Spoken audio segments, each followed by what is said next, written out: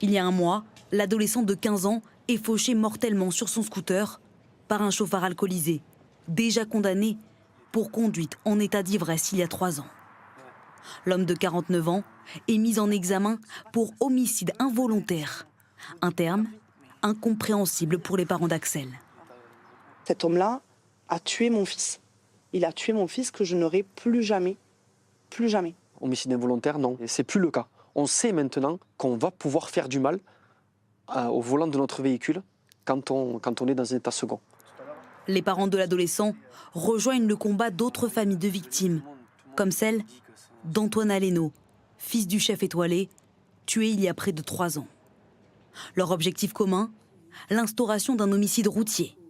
Au cœur d'un projet de loi, ce nouveau délit n'augmentera pas les peines, mais la mère d'Antoine Aleno souhaite qu'il les rende plus sévères.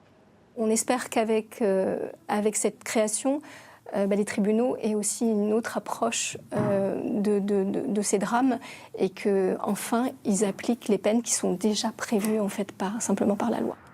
Le projet de loi, étudié depuis plus d'1 an au Parlement, est au point mort.